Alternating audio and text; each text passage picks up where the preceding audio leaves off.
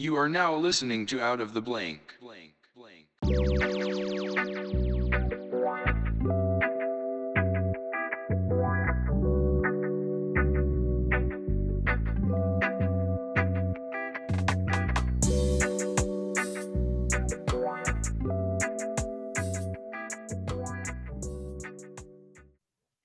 Welcome to another episode of Out of the Blank podcast. I'm here with Andrew Jacobson. Hi, how are you?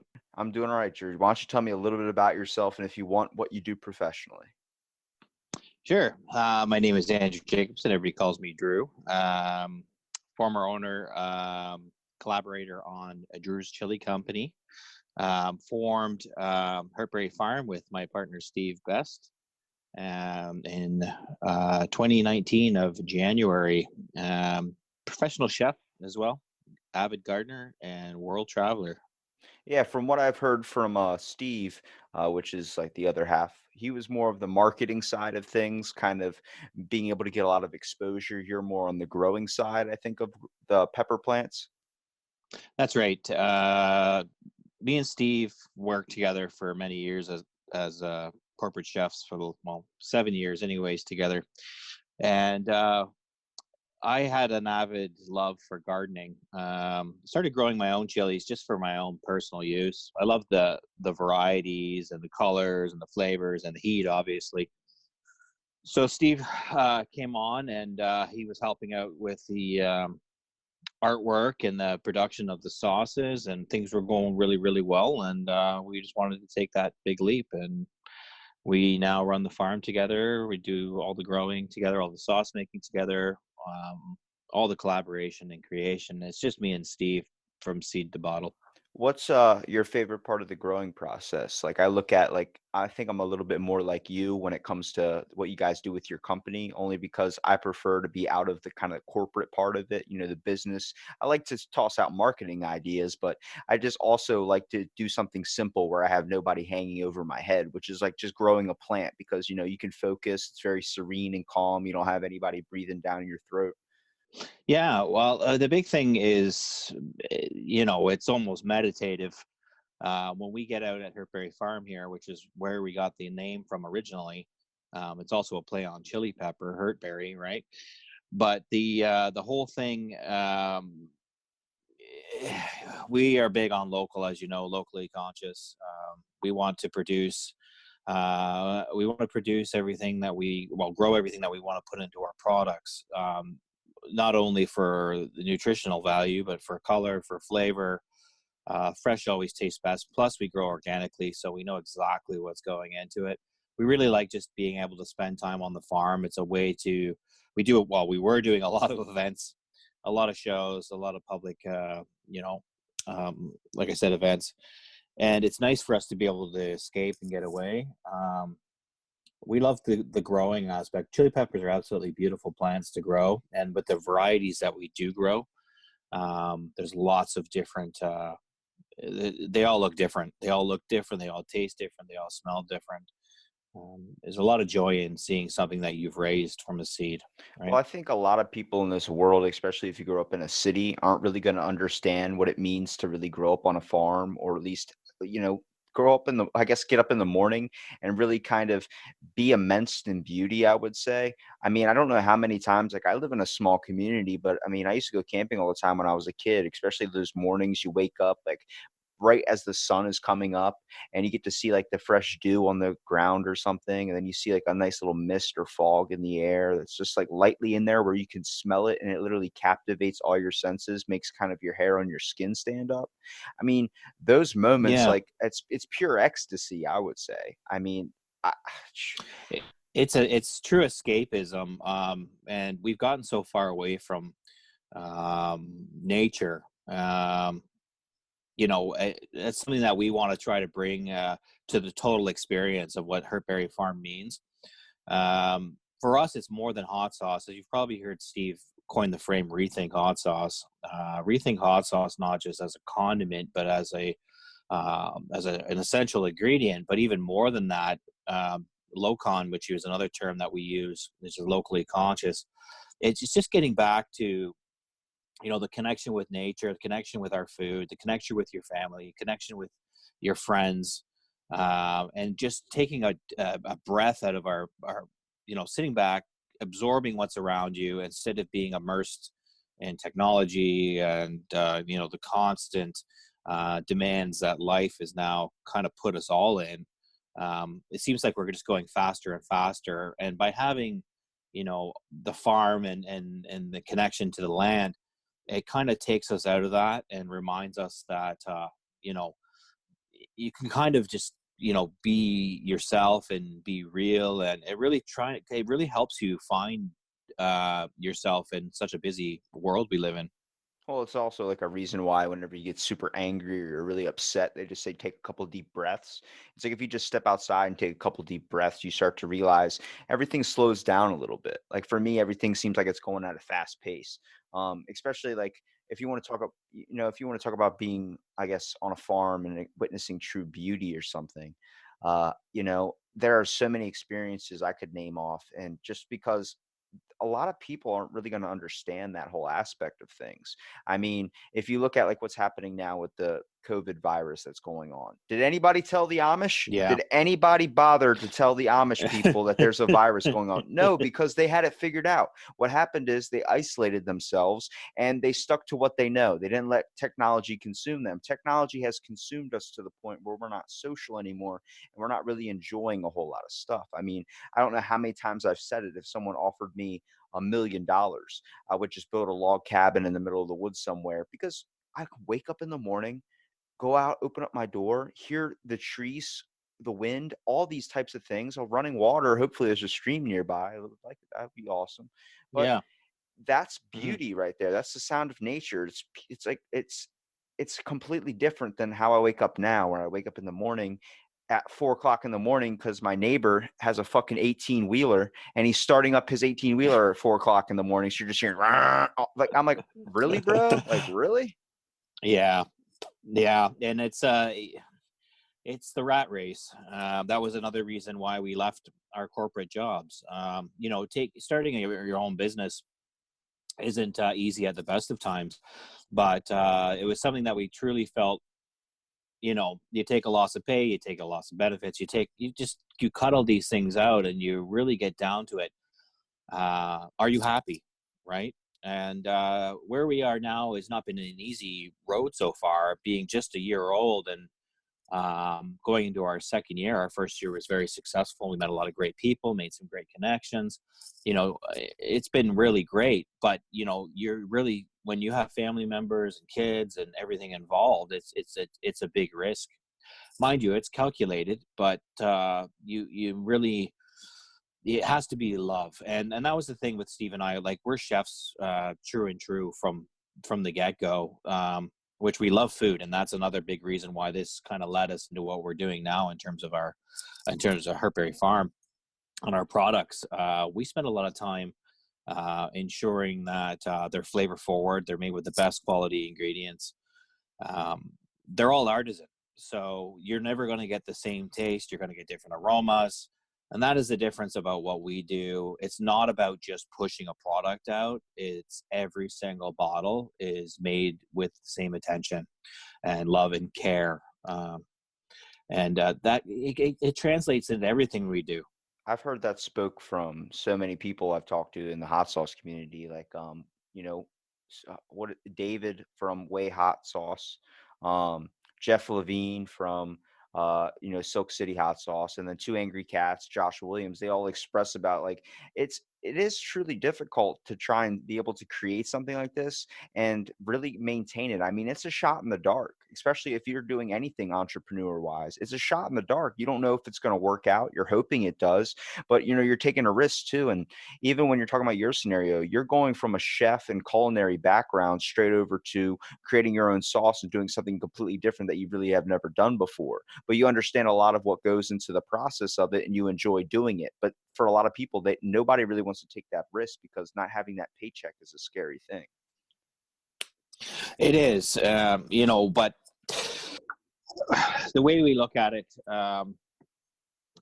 we are very big. Like, I'll go back to the Locon mentality that we have, we find that another saying that we coined, actually Steve did, it was, it's amazing what you find when you're local. And if you just spend the time, and we're so busy, importing things from here and bringing things, from across the world over here, when we can produce it in our own countries, right? We have the methods to do it. Not only is it better for the environment, it's better for your health, and it's great for the economy. You're creating jobs, and people really kind of latch onto that. We've worked with a lot of local businesses and breweries from the Second Wedge. We've worked with Center and Maine Chocolate, another company called Live at Night, and these are all small companies that all share the same vision as we do. And again, it's amazing what you find when you just scratch the surface. And you'll see, like yourself, you've done many podcasts with a lot of small businesses and companies, and they're trying to find their way as well. But we found a lot of success just in the local area, by instead of going and ordering something from somewhere else, we go into local shops and we support the local butcher. We'll go support the local restaurants. We'll share a post. It's the little things that you do that really it also builds community, right? And that sense of community, which is very important to us. Yeah, I feel like that's definitely needed. And, we're talking about all these things people doing when it comes to, producing locally, getting to know their environment. It's just a lot more of a community aspect. It feels like for so long, like obviously it's easier to pay $4 or $3 for, a main produced, I guess you would say, corporate hot sauce, like whatever you want to say, forget Tabasco. It's easy to pay for that because it's good and that's there. But honestly, even paying a little bit more for something that's like really better and it's actually benefiting someone seems a little bit more worthy. But I think just the mentality of trying to save money is a bit of a obstacle. I mean, even when you're owning your own business, if you're trying to market a hot sauce, you can't really dumb down the price a whole lot to beat the competitor because it took a lot to go into making that sauce. If you're selling it at $2 a bottle, you're not really making a profit. Yeah, with artisan products, even you look at the craft beer industry in the U.S. I'll use the U.S. as an example. It grew a lot, and what happens is the larger companies see that, right? So then they'll start releasing craft, their own version of a craft beer, right? They always want to try to control the market, right? What we do at Hurtberry is we don't spend a lot of time. We're we've got a lot of friends in the industry and a lot of amazing sauce makers, and we know a few of them that follow the same type of mentality. We don't really worry about what other people are doing. We really focus on what we want to do and what we think that our customers and our fans will enjoy. We want to give them an opportunity to try a new ingredient that they've never tasted, or a new experience. Even our super hot sauces are very tasty, and they're not like an extreme or an extract pain sauce. We don't do challenge products, right? Like we do some hot stuff, but at the end of the day, if you can't taste the flavors, then why bother? That's what a lot of people have been saying recently with the whole hot sauce community. Everybody I've talked to, it's like we like to do a lot with our flavors, and I'm like, that's where their marketing is because that's where your main audience is going to be. You're going to have the few that just want a sauce that's going to burn their eyes out of their head, but if you're marketing to a giant public, the main thing is you want to work on flavor. And I have to ask you, what would you consider one of your most standout sauces to be? Well, our trifecta line was the three sauces that we started with. Viridescent, which is our East Indian inspired verde. That is our mildest. Our medium is Starless, which is a take on a mole, smoky mole style. And then our charred threads, which is our tropical fruit hot sauce. Each of those three sauces are standalone. They also are crafted with the utmost care. For example, our Viridescent is a fusion of Mexican and Indian flavors, obviously inspired from travel. We wanted to create a sauce that everybody could eat. It's the mildest sauce. It has jalapeno and serrano chili, but then we take it's toasted and hand ground garam masala and coconut milk with lots of lime zest and lime juice. So it's great on many different dishes. If you wanted to just use it topically on a curry, that would be great, but also great in a whipped up quick guacamole, in your soups. Tacos, of course, are fantastic.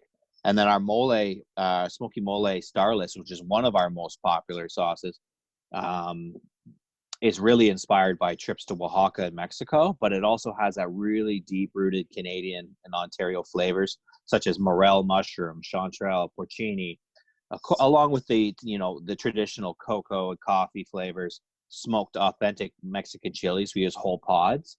We don't use powder. So we really take those extra steps to try to elevate those flavors. And then our charred threads, which is our tropical fruit, which is the hottest in the trifecta line. We use a habanero in there, which we grow on the farm. We use wildflower honey from the farm. We also use a locally sourced harvested saffron, which is very rare and hard to find in Canada. There's a company called True Saffron out of Trent Hills, and they grow everything here. And as you know, saffron is one of the most expensive spices in the world by weight. There's only 3 stamens per flower, or 3 stamens per flower, and half a gram is about 30 or 40 flowers. So you can imagine the amount of work and time and effort that goes into that. And those are the type of people we like to collab with, people that love what they do, and you can see the passion. When we're doing our demos, they're very immersive and they take quite a long time. I don't know if Steve mentioned it, but we did 17 products last year, from everything from preserves to pickles to chocolate to many varieties of hot sauce. Of course, we've got our smoked chili and bourbon infused maple syrup and our spicy nectar of the gods honey. So with this year, what we're trying to do is really try to focus on our trifecta line, as well as our release of our super popular limited edition super hot series, preserves in the fall, and then a Halloween series that we do every year, that we did last year with Live at Night, that we're going to be working on as well. Would you say that a lot of the traveling experience, because I'm looking at it like you said, you were a traveler. So when you're going to all these different places and things, you're kind of taking in the culture and everything around it. Would you say you can put that into your sauce? Because you mentioned just a minute ago about when you were creating that sauce, when you were trying to infuse it with the place that you went to.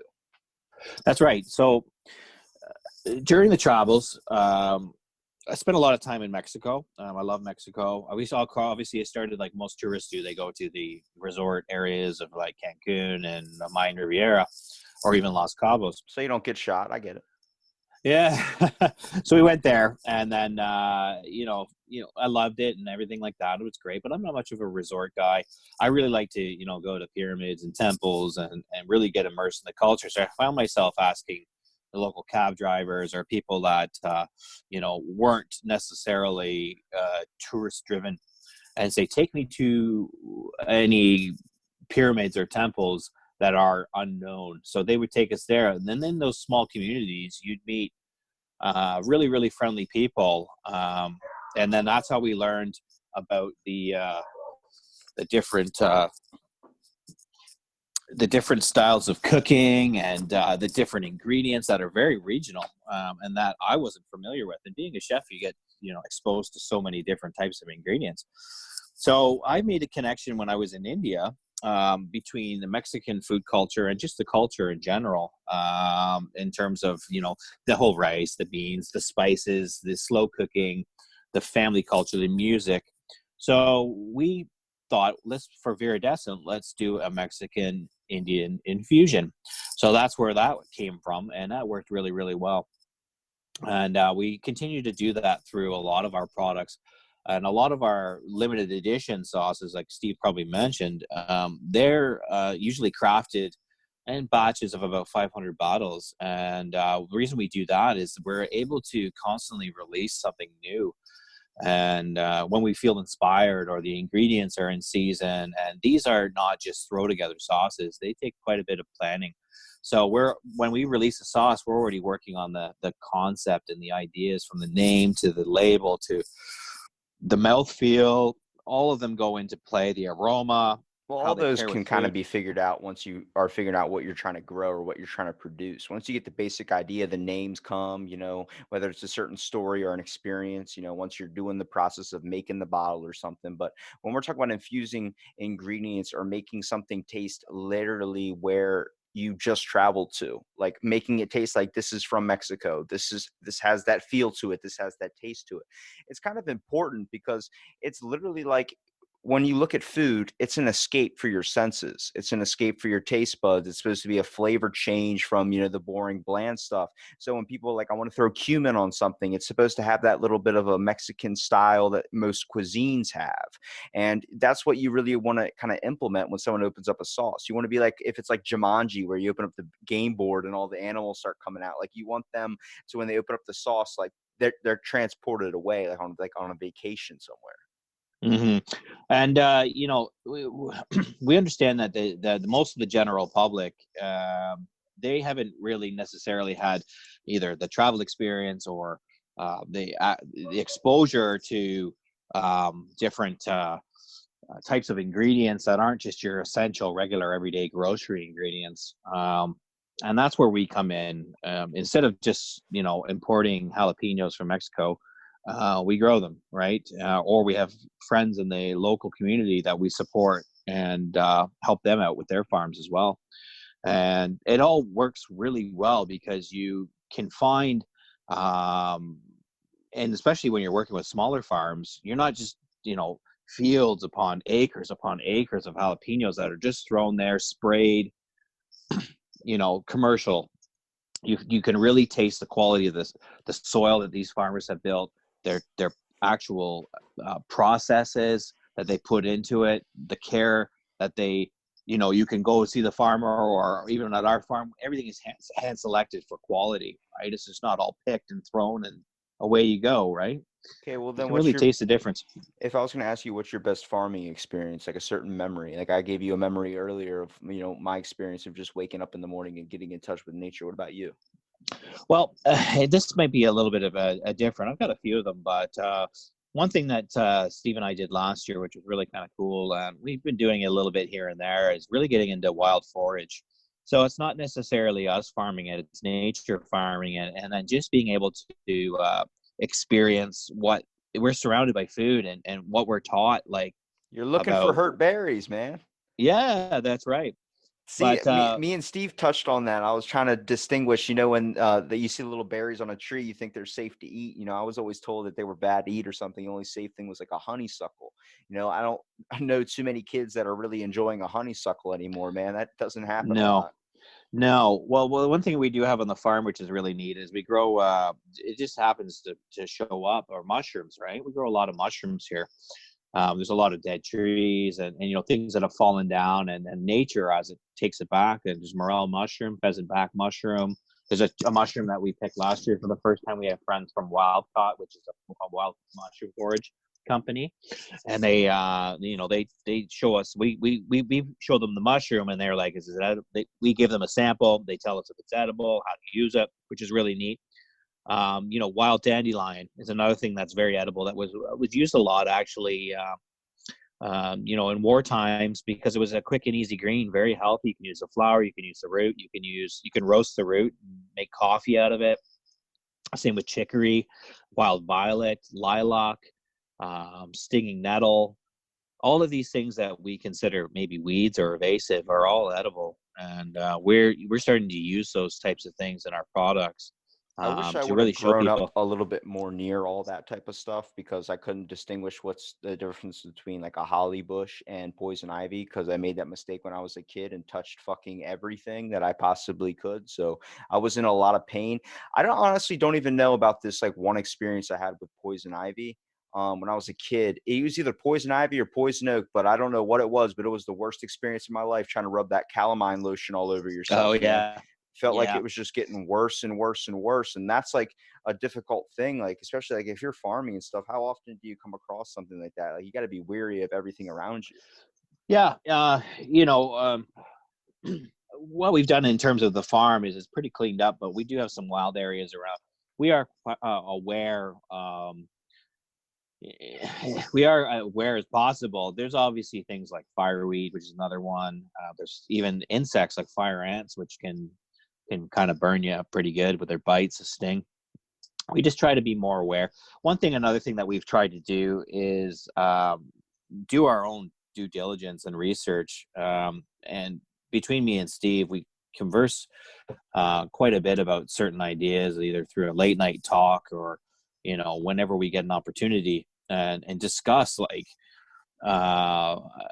being in nature, the more you spend in it, the more in tune you become with it. I grew up in the city, so I was, back and forth when I was a kid, but I spent a lot more time in the city. And I noticed as soon as I moved back and I got out of that city atmosphere, just everything started to change. Just the way I started thinking, and I Well, felt more you comfortable in can nature. breathe better, dude.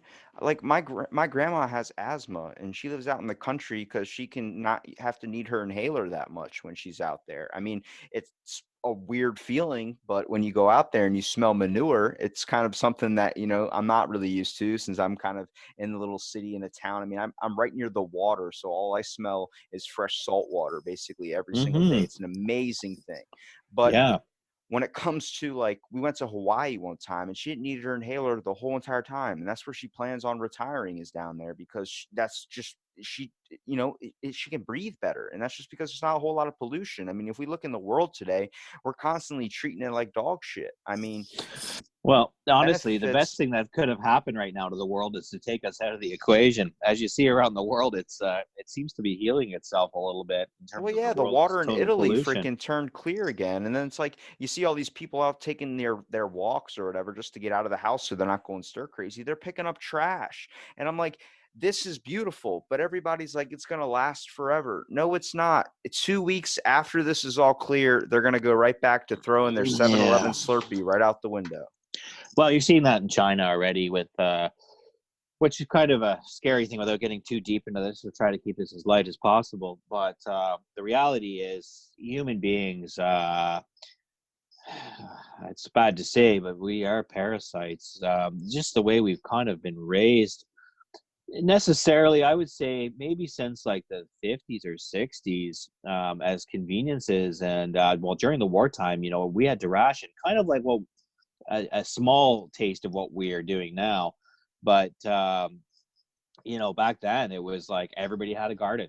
Everybody had to ration what they had. You had this much milk, it would last you the week. And instead of just pouring things away, or I can't finish my dinner, I'm going to scrape it in the garbage. Yeah, my great grandfather grew up in the 20s, man. They got a loaf of bread that could last them all week. When I see him, like, I actually got a lot of like, he eats chicken, and when he eats chicken, he literally sucks on the bone. Like, he can probably eat some of the bone. That's how I learned to eat it, because just from watching him, it's like waste not, want not. Like, he would put one thing on his plate, puts like maybe some mashed potatoes on there, and he would finish that and make sure there was nothing left on the plate, like licking it clean before he went back for seconds. But he would wait, and he just learned. I mean, I wouldn't say we're exactly, I mean, parasite's a good word, but like a fungus kind of. But the only problem is we didn't take into account until like maybe the last 60 something years or something that there was another thing that's taking care of us, and that's the earth. I mean, we looked at it as an object, something that we can just, as long as we don't damage it too bad or something. But now we're totally realizing the damage we've done to it for really neglecting it for so long. Hmm. The big thing about that, we did understand this at some point. We did understand, and we're more in tune with the environment. And even if you look at, I don't know how much you are into, ancient civilizations or anything I'm like pretty that, but interested into it. yeah. Well, the cool thing about that is their connection with nature, and even the ability to harness the world's natural energies and energy lines. And you look at somebody like Tesla. Um, Nikola Tesla, he was absolutely genius. He wanted free energy for humans, Well, he was for way better everybody to than use. Thomas Edison, but the whole thing between direct current and all this other crap, the only crazy part was that Thomas Edison capitalized on so many things when it came to like, oh, Nikola Tesla, you're going to believe in him because he's married to a pigeon. It's like, hang on. Hang on. You can be crazy. Mike Tyson's crazy, but you still love him because he was a knockout champ. Nikola Tesla, they did an experiment where they were going to fry an elephant in front of a live audience to see which current was better. And that's where Thomas Edison prevailed. But Nikola Tesla, I mean, the Tesla coils, if I pointed out to so many people, like, look at the Tesla coils, they're like, oh, that's awesome. Like, where it got its name from? Nikola Tesla. And they're like, who's that? I'm like, what do you mean? Yeah, how do you not know, right? And that's the thing too, is you know the information that we have, we think it's free and it's open, but it's very controlled about what we actually get. Even though we think that we live in a free country, Information is power, right? And if you can control the information and what's being fed, all of these things I call like the internet, the TV, the Netflix, all these things are just distractions, to dumb you down, right? And that's happening a lot. And because this information is here, nature has given you everything on this. The earth gives you everything that you need, everything, anything that we create, we don't need. Everything is already here. It's just about tapping in and being able to understand how it all works. And I even believe that there was electricity, thousands of years ago. I thought that I knew that they were able to either harness it or use it. Have you heard of the those vessels that they found in Iraq that contained wine and copper tubing?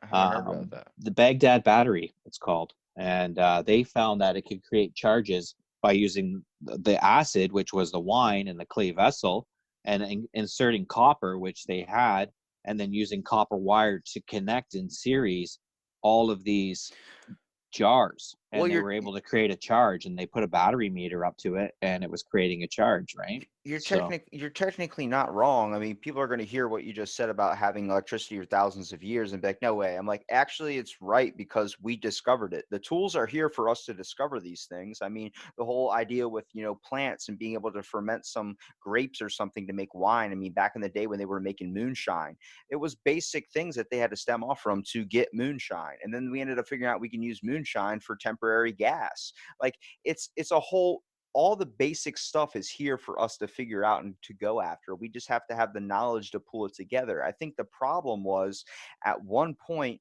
when we're discovering space and everything, we start finding out there's other things out there. We started to neglect here. And the problem is when the word the Goldilocks planets came in. I don't know if you're too familiar with Goldilocks planets. yeah. Well, Yes, of course. Yeah. like the soup and all I that. watch a lot of soup.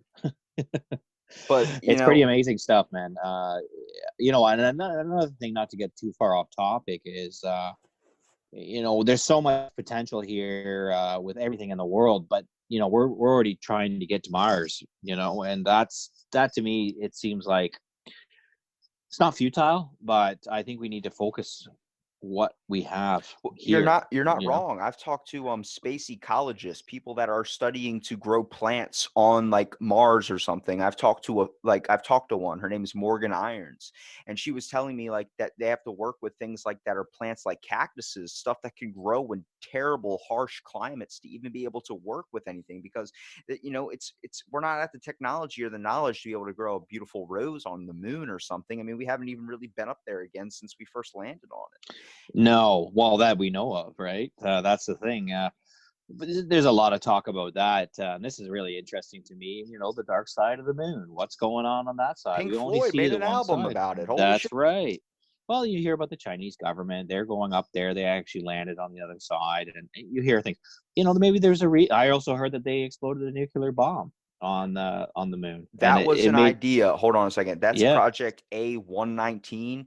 We're trying to test our weaponry against Russia. We were going to be like, let's blow up the moon. Let's launch a nuke at it to show them we have nukes and stuff to not mess with us. And then some person randomly tosses in the back, like, that's going to mess up everything if you do that. We're not going to be able to study anything in space because this whole area is going to be contaminated with radiation if you do that. And then we're like, all right, I guess we could pass on it today.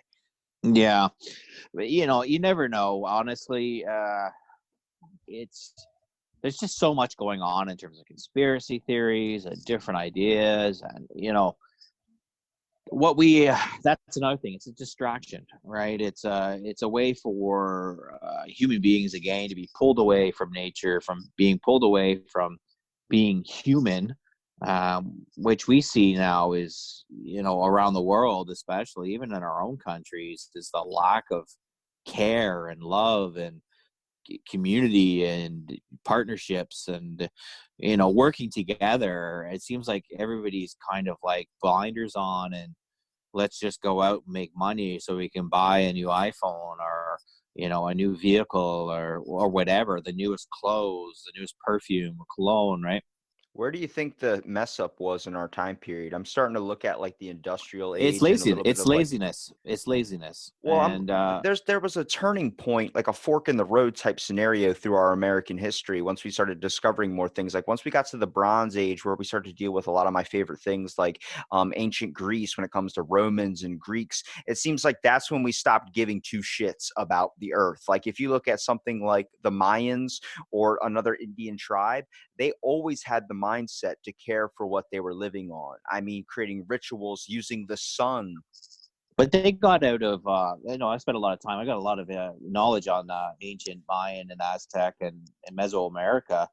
The thing that a lot of people think that the Mayans' downfall and in the Mesoamerica was mass production of food, right?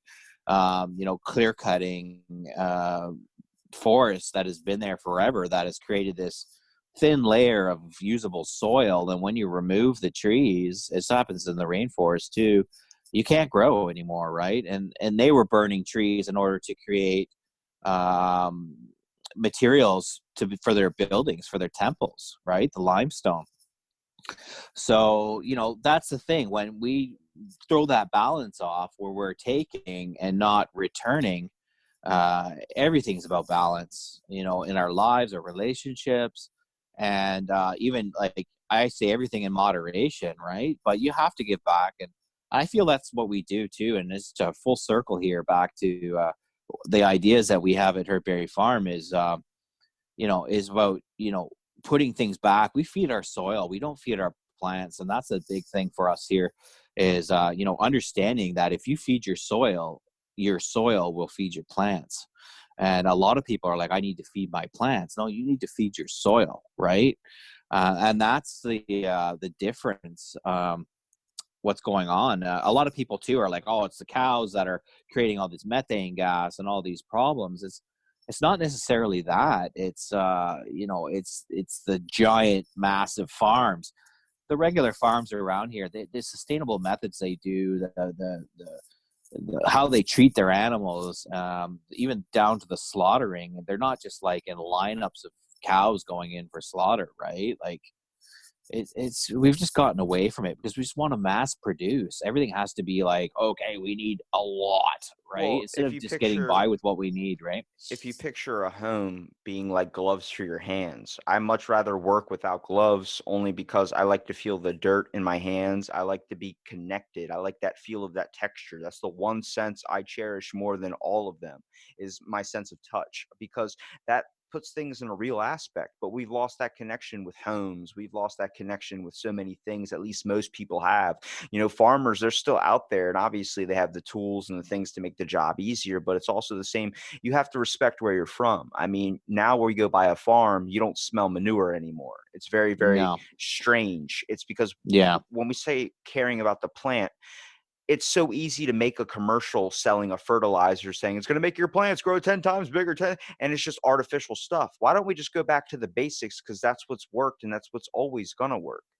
hmm We're finding a lot more farmers now, which is a really cool thing. Me and Steve actually watched a really cool documentary on it. I think it's called Sustainable. And the interesting thing is you're finding a lot of, well, not only the fact that we're not getting a lot of younger people involved, it's generally the older generation that were farming, not only out of necessity, but it was something that their forefathers did, and it was just passed through. Well, the younger generation now, they're just not really interested in it, right? And that's another thing we want to bring up. It's really fun and it's very rewarding. And people are growing multiple crops now and smaller areas than just growing fields of corn, fields of GMO corn, right? No, now we're growing, 10 or 20 different varieties of crops in our small little area. And we're able to get more money for that versus these massive amounts of monoculture, right? Where they're growing one variety. The biggest things here in Canada are soy, corn, and potato, right? They're our three largest crops. Oh, well, wheat as well. And, we're starting to see a lot more change. Even when you go to the grocery store or the farmers markets or anything like that, you're seeing such a variety of color. And it's really, really amazing to see how the food industry is changing now.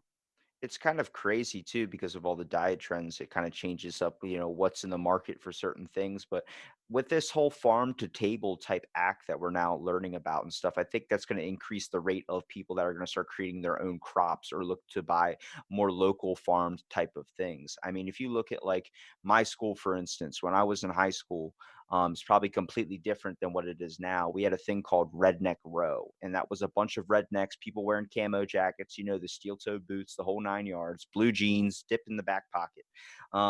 They parked all along the back row, but I guarantee to you that maybe 2 out of those 30 rednecks in that group were actual farmers that were actually Yeah. going there, that woke up in the morning, had to do a bunch of chores, had to do something before they went to school. Everybody else just wore the camo.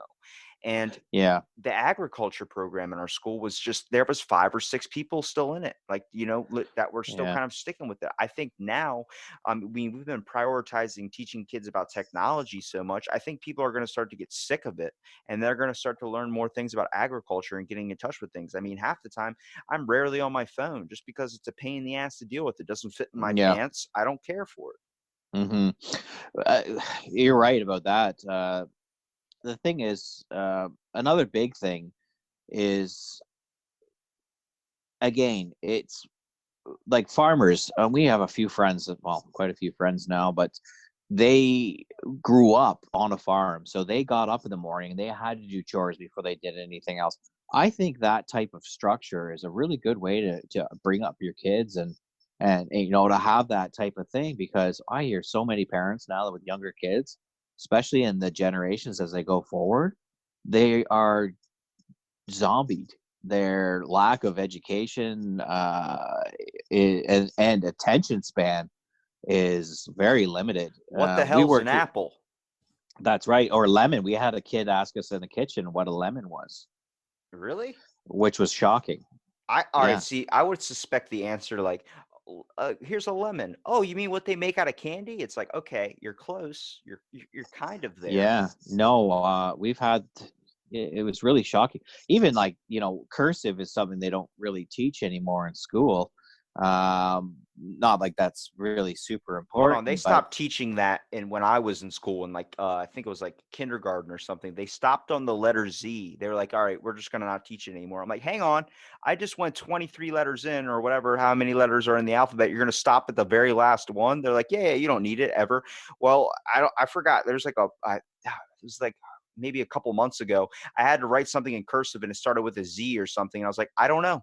I don't know. I don't know what you want me to do here. My signature is dog shit. yeah. And like around the world, they still do it. And I don't know what happened, but we started to get this mentality. We have more material items, that we're way better. Like, it's that whole superiority complex. I know we see it in North America, but when you go to other countries, the sense of happiness that you see in the most impoverished people is amazing. And all they want to do is go to school. They just want to learn, and That's they homeless can't people, even. dude.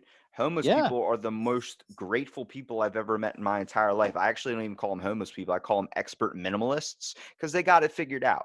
They understand that, like, you don't need a whole lot of possessions and things. They're just enough to survive off of. I think what happened was when we became desensitized to what we're living on, we also became desensitized to people. And that's where you're seeing, like, when a body hits a critical state, or when something critical happens to us, like a terroristic attack or a virus, for instance, we start to realize, oh shit, this is real. We all need to care, and we need to fix this now. But then once things start getting better, we start to lose grasp of fixing it. And then we just continue back into our old ways because, oh, we're safe. We can do it again. that's right. It's the whole, not as long as it's not me mentality, right? That's a lot of people. You see it a lot, and I worked for an homeless shelter when I was in my teens, just as a volunteer.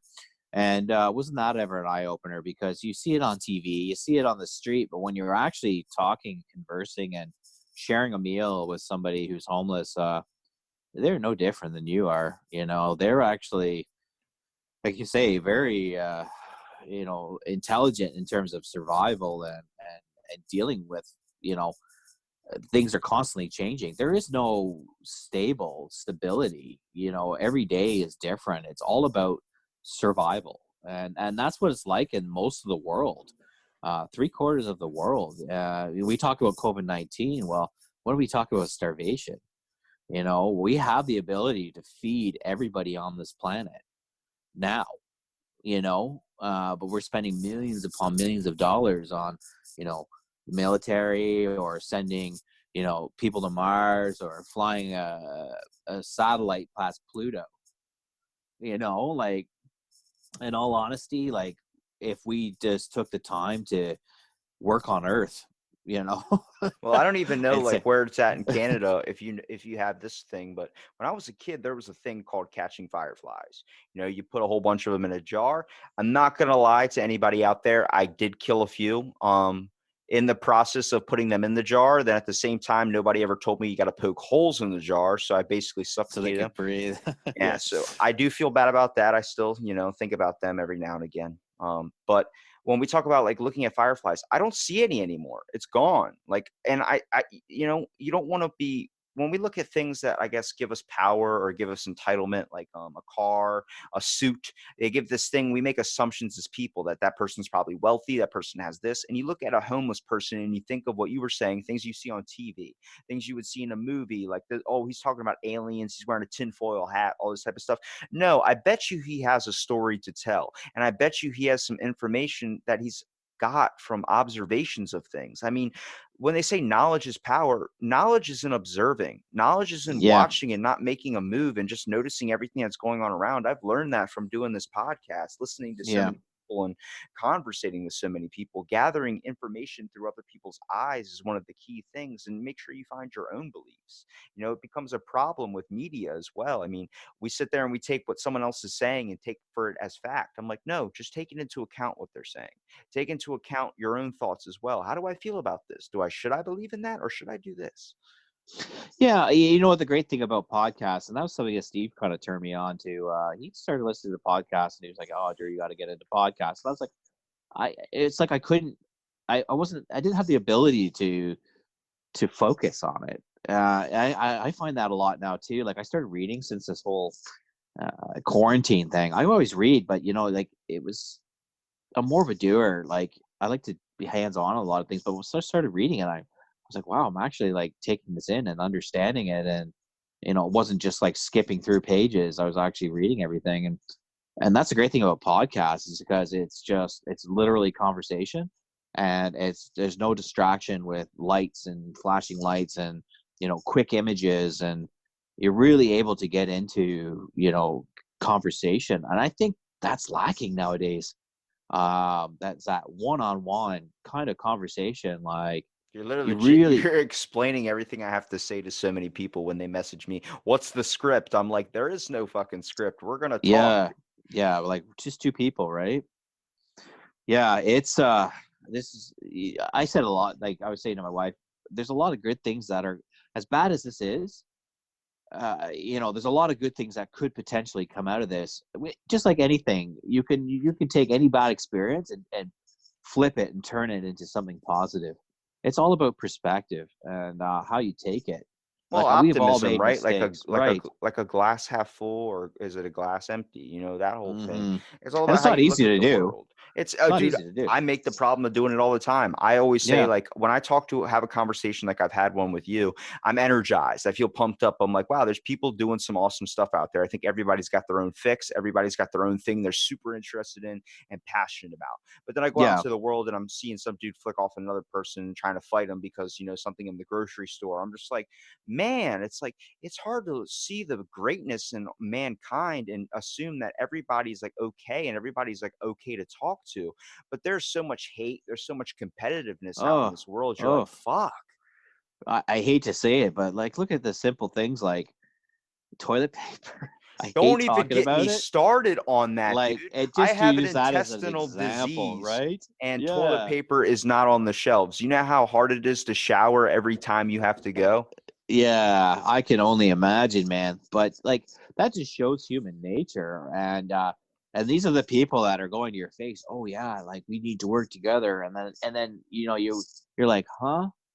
Like they're sitting there holding up paper towel in their social media, and like it's a prize. I did get crap the other day for it because our Walmart opens up on Tuesdays for Tuesday. Shout out Tuesday.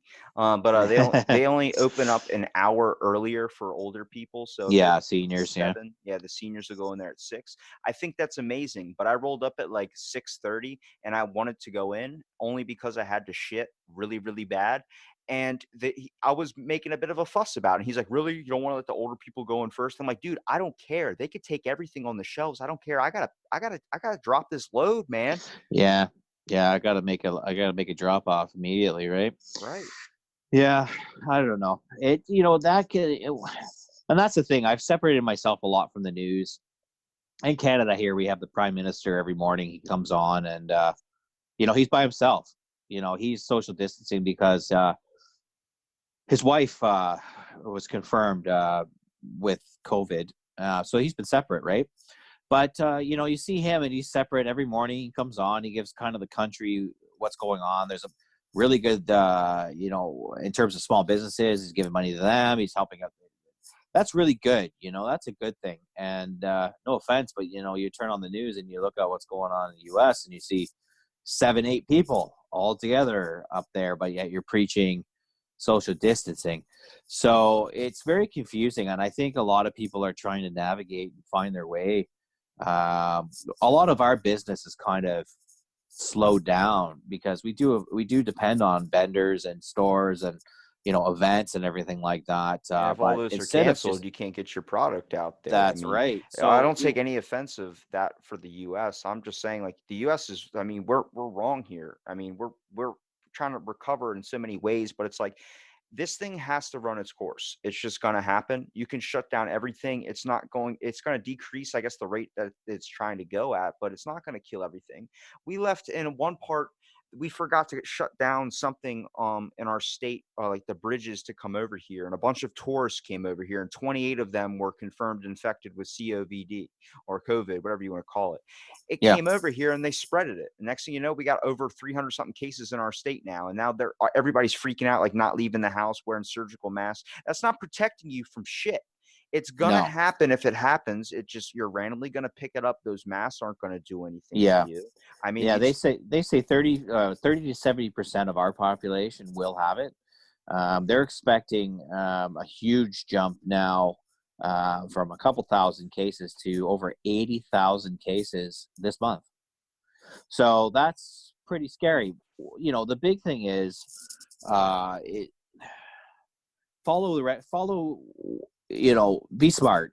Don't go into high places unless you absolutely need to.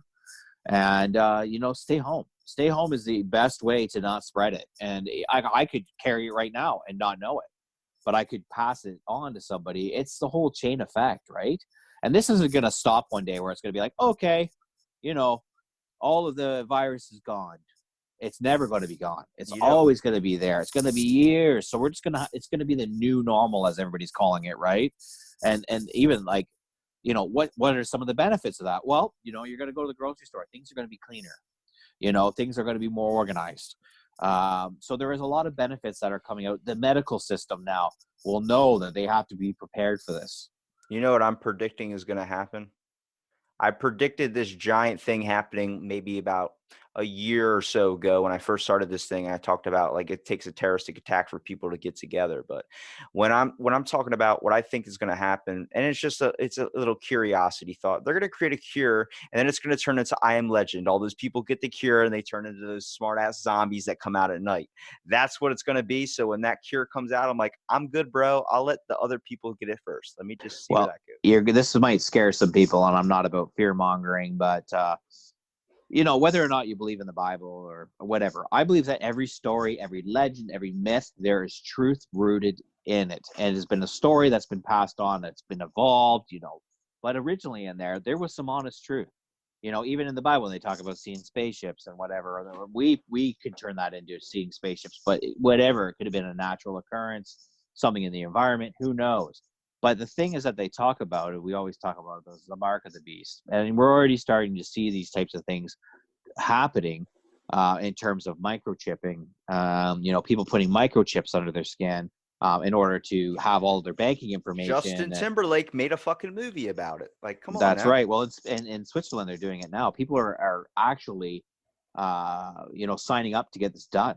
Oh, it's so much more convenient, right? You get all your medical information. It's a control thing. So I'm one good. thing they talked about with this virus, and that's coming into play, is the vaccination, where they're going to start making it mandatory that you need to have this vaccination. If you don't have the vaccination, they're going to put a bracelet on you that's going to say you have been unvaccinated, and that if you want to travel anywhere, out of state, out of town, anywhere, across borders, fly anywhere, they'll scan that chip or that bracelet and see your medical history. Is this guy safe? Like you go to get groceries, like, or buy a house, they'll have all that information and they can just scan it. It's also going to have like GPS on it, so they're going to be able to track and monitor you anywhere. They have microchips so small that they can literally shoot it through a needle and it will go into your body. And they have cameras that are small enough that can travel through your veins. It's like back in the It's day scary. when they were baby chipping babies. They were putting those chips in the back of babies' heads to be able to find them. And it was like there was an episode on like this show called iCarly. I remember freaking the kid, he was hearing a beeping noise in his head and his mom was tracking him.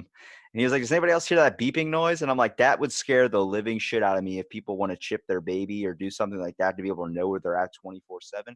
I feel like that's too much control. I mean, I understand it from a parent aspect, but when the world starts coming to a point where we're being tracked and all our information is in a little device in our skin or in our bodies, that's too much for me. I don't like all that. We essentially carry a chip right now. It's called your cell phone. Yeah, We but just it's don't have it in our outside my body. body. That's right. That's the But difference I like. but most people carry that on them 24/7, right? That's the thing. Like you can try, it's just like tracking your iPhone, right? Oh, I lost my iPhone. Okay, well here it is, right? So it's just a step, and I think it's just getting people comfortable right now, comfortable with having all their information on their phone, comfortable about having this, so that when it comes to the point of, okay, well, now we can put this in your body, or you even see those tattoos that people are having now, which are essentially phone on your skin, like you can type on your arm, and there's a lot of crazy things that are going on out there nowadays. It's like, even when you look at scientific movies, even back in the day when they were like, they flew to the moon in those old black and white early 1900s movies, everything that they come up with, it seems like they're preparing us for something that's going to happen in the future. Like, for example, War of the Worlds, or Armageddon, that movie, where they're talking about, oh yeah, we'll just land a nuclear bomb on this asteroid that's coming towards Earth. It's going to happen, and even Jurassic Park, bringing back the DNA. They're doing it now. They're supposedly they created a woolly mammoth. Yeah, that's Playatorian Park that's going to be featured in Russia. It's like over 65 something miles of straight, like it's going to be an enclosure for these recreated clones of woolly mammoths. Science fiction, science fact, man. And if I had to ask you, what's one movie that you've seen, whether like you named off Jurassic Park or all these Terminator type movies, what's one that you think is more likely going to happen than the other? I'm not saying you believe in it. I'm just saying, which do you think would be? I would rather take dinosaurs than fighting fucking Arnold, whatever. I don't want Terminator. No. Well, that's happening down too. You see some of the robots that they're Well, releasing, and Reagan you made go to an administration on it. It's called the Center for Existential Risk. They get paid over $50 million a year. It's like 4 people working there, and they're just monitoring all the advances in technology, making sure it doesn't come to the point where Skynet takes over. Have you seen the Manchurian Candidate? I have. There's one right there. That is as real as it can get, and they've actually used this. They've used it before in terms of I'm sure the CIA, in Russia, any type of secret kind of military, where they have the ability through hypnosis to basically stay. And hypnosis is a real thing, man.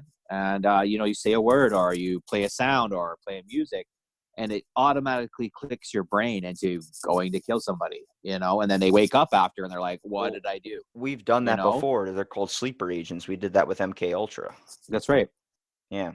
I studied all about MK Ultra. I mean, the whole world, it's really, really topsy-turvy. And I think as people, we kind of need to work together to understand that, we're going to end up taken advantage of the same way by something higher than us at one point, the same way we've taken advantage over the earth. I think if we all start to come together and I guess pay attention to more detail, like being actually awake in the moment rather than just scrolling through your phone mindlessly, you're going to have a little bit better working system. Right now, we're like a machine with pieces falling off. Yeah, you hear about how human beings only use 10% of their brain, right? Yeah. And then we use more of it when we're sleeping, right? Because we're not getting the distractions and different parts of your brain. The more that we use certain parts of our brain, the more that our brain technically rewires itself to focus on those types of things. But then you hear about people that are blind, they're deaf, they have no sense of taste. All their other senses get heightened. Well, I believe before all the distraction in ancient civilizations, they had the ability to harness things like telepathy, being telepathic, or having that extra sense of aura, being able to see people's auras. Have you seen that before, when they show a picture of a leaf and you can actually see the aura of the leaf, and different plants give off different colors of aura, and all these ancient cultures like in India and everything, they talk about aura and colors and chakras, and the third eye. You hear about that, your pineal gland, and how we've calcified things like, and our toothpaste with the fluoride and everything, and our drinking water. These are all things that calcify that pineal gland, that which is very important in things of intuition and communication, and there's just so much out there right now. And I think, as bad as this is going on right now, I think a lot of these things we're starting. Like, I know myself, it's the first week was like a fear. I was afraid, and now it's like, okay, well, I have the tools to know what not to do. So now I can kind of relax a little bit and know that, what, it's not just our country, it's the whole world that's in this. So maybe this could be a dawn of a new awakening, for the human species. I'm hoping it is. Yeah, it's definitely going to be some changes. I don't know how long they're going to last after it's over, but Yeah, right I don't have now, much faith in the human race. yeah, I know we're going to revert. I mean, I've been hit by a jet ski, almost died. And let me tell you, for the first 2 weeks after that happened, I was all about loving life and enjoying every moment and never taking anything for granted. And then I lost that after 2 weeks. So I think it's going to be the same exact thing here. Hopefully, it maybe might impact us a little bit to the point where it actually sticks in for a little bit longer, at least get a little bit grounded to, how we were as people at one point, maybe wake up a couple of us. I think it's already kind of done that. But I mean, at least even in these tough times, like you, I appreciate you for coming out and doing the podcast too. I mean, Yeah, no sweat. Again, it's it's all about we're finding more and more, that conversation, that human interaction is something that people are definitely going to be craving in these types of situations.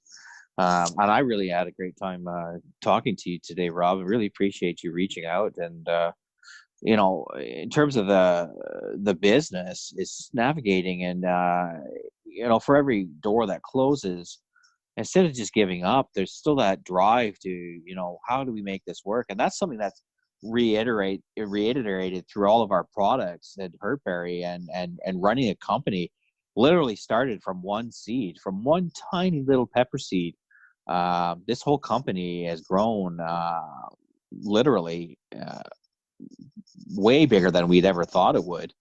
And to see that we've changed a lot of people's perspective, not just on hot sauce, which is really our business, but in growing peppers, but just about how they interact and think and eat and grow and, converse and share and collaborate. It's all connected, and it's a big web. And we're glad to be part of that and being able to share.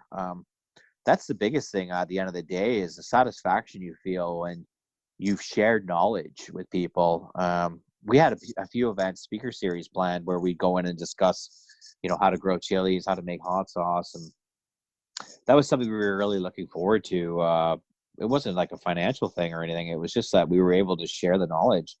And again, we'll go back to knowledge is power, and not just power in terms of like ruling over anybody. That's what we think power means, is being a leg up on somebody. It's getting everybody on the same plane, and giving those tools of knowledge to everybody, and sharing. And that was, I think, like, you go back to looking at like the whole Atlantis myth, where I think they all had that.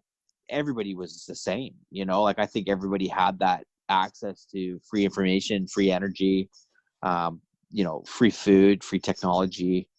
And I think technology is a great thing, but we just need to do it in a way that it doesn't hurt the world we live in. Everything in moderation.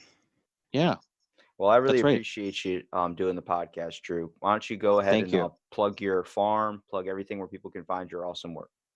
Great. Well, Stephen, I would love to invite you to rethink hot sauce, not just as a topical condiment, but as an everyday elevated cooking ingredient and pantry item. You can find us at www.hurtberryfarm.com. You can also find us at Instagram, www.instagram.com/@hurtberryfarminc, www.instagram@hurtberryfarmeast, and also through our Facebook at www.facebook.com/hurtberryfarm. Well, thank you so much for listening to this episode Out of the Blank podcast, and stay tuned for our next episode.